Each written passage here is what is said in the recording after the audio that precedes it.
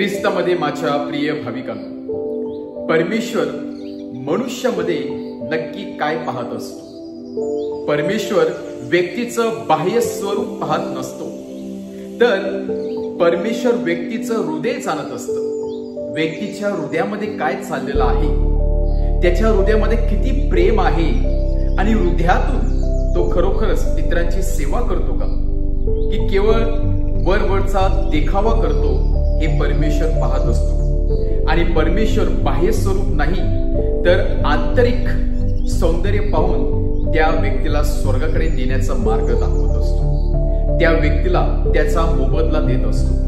आणि म्हणून जुन्या करारापासून तर नव्या करारामध्ये परमेश्वराने व्यक्तीच्या हृदयाकडे पाहून त्यांना त्यांच्या पापाची क्षमा दिलेली आहे. व्यक्तीच्या हृदयाकडे पाहून त्यांना नवीन जीवन जगण्याची संधी दिलेली आहे.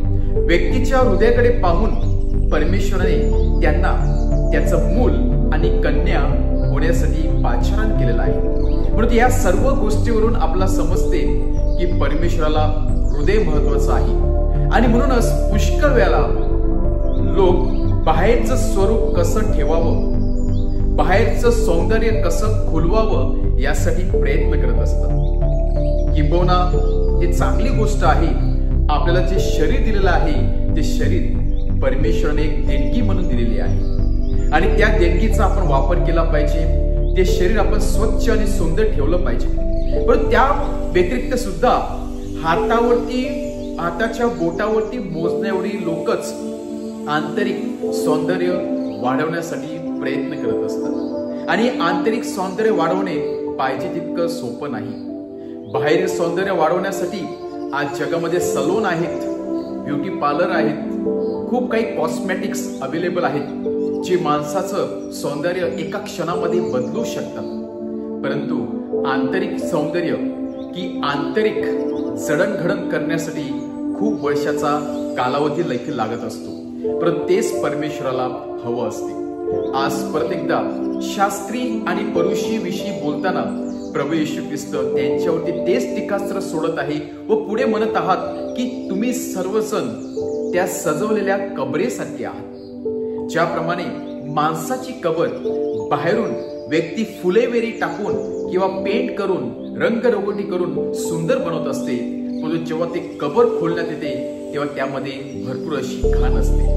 आणि म्हणून प्रभू येशू ख्रिस्त सांगत आहे, तुमचे हृदय देखील त्या कबरीप्रमाणे झालेले आहे. तुम्ही बाहेरून सुंदर किंवा चांगले असण्याचा आव आणतात किंवा देखावा करतात, परंतु आतमध्ये तुम्ही त्या कबरीसारखे घाणीने भरलेले आहे. ती घाण कुठली आहे? ती घाण एवढीच आहे, एकमेकांची पाय खेचण्याची घाण, एकमेकांना खाली पाडण्याची घाण आहे, एकमेकांना क्षमा न करण्याची घाण आहे, एकमेकांचं जीवन पूर्णपणे विस्कळीत करण्याचं ती घाण आहे.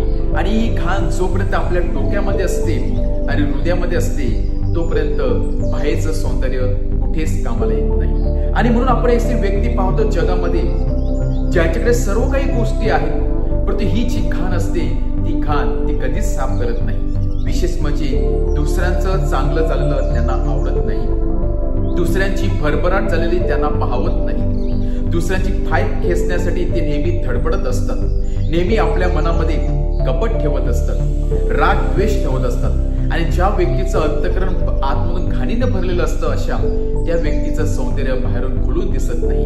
ती व्यक्ती आनंदी कधीच नसते आणि जगातील कुठलीही कॉस्मेटिक त्या व्यक्तीला सुंदर बनवू शकत नाही. जर व्यक्तीला सुंदर, समाधानी, पीसफुल, शांतिप्रिय जी काही गोष्ट बनवत असेल ती म्हणजे आतमध्ये असलेलं प्रेम, आतमध्ये असलेला जिव्हाळा, आतमध्ये असलेलं क्षमा करण्याची प्रवृत्ती, आतमध्ये असलेली सेवा करण्याची प्रवृत्ती, ह्या ज्या गोष्टी आहेत त्या गोष्टी व्यक्तीच्या चेहऱ्यावरती आपोआप आनंद आणत असतात. आणि शास्त्री आणि परुषी लोक ज्यांच्याकडे एवढं ज्ञानाचं भांडार होतं तरी सुद्धा ते हॅप्पी नव्हतं, कारण त्यामध्ये ती कबरीसारखी आतमध्ये घाण होती. आणि म्हणून प्रभू येशू ख्रिस्त त्यांना प्रथम त्यांच्या आतमधील जी कबरीप्रमाणे घाण आहे ती घाण साफ करण्यासाठी पाचारण करत आहे.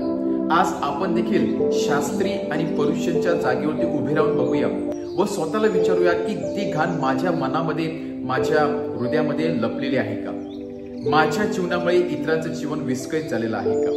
माझ्या जीवनामुळे किंवा माझ्या कृत्यामुळे इतरांच्या जीवनातील आनंद हिरावून घेतलेला आहे का? माझ्या कारणामुळे मी इतरांचं जीवन जड केलेलं आहे का? माझ्या कारणामुळे किंवा माझ्या कृत्यामुळे किंवा माझ्या मागण्यामुळे इतरांना त्रास होतो का? की इतरांच्या जीवनामध्ये दुःख आलेलं आहे का? जर मी त्या गोष्टीमध्ये सामील होत असेल तर मी शास्त्री आणि मनुष्यापेक्षा वेगळा नाही. आज परमेश्वराचं आमंत्रण आपण स्वीकारूया. आतमध्ये डोकावून आपण आपली आतमध्ये असली घाण, आपल्या मनामध्ये असली घाण पूर्णपणे स्वच्छ करण्याचा प्रयत्न करूया आणि तो आनंद, ती शांती आपल्या चेहऱ्यावरती आपोआप येणार आहे. आमेन.